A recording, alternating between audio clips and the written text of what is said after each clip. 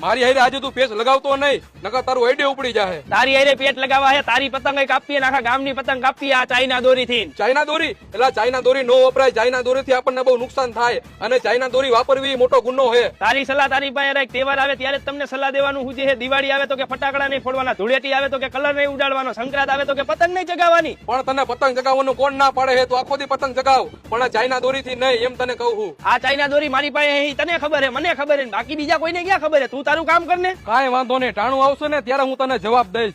ચકલા કોઈ દી બાજ નો બને મારા કલેજા. હાલો મામા, મારો પાડોશી ચાઇના દોરી થી પતંગ ચગાવે છે. તમે ક્યારે આવો છો મામેરું લઈને?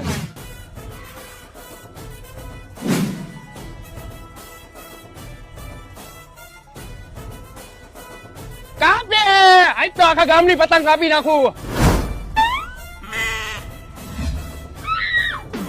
મારી બાતમી તમને કોને આપી? ચકલા બાજ બને કે ન બને, પણ આજે મોર તો બોલવાના જ છે.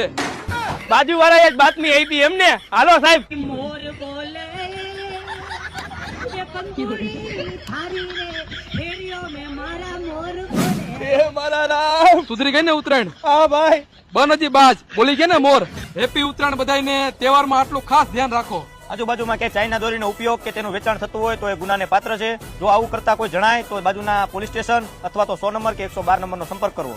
જય હિન્દ, જય ભારત, જય ગરવી ગુજરાત.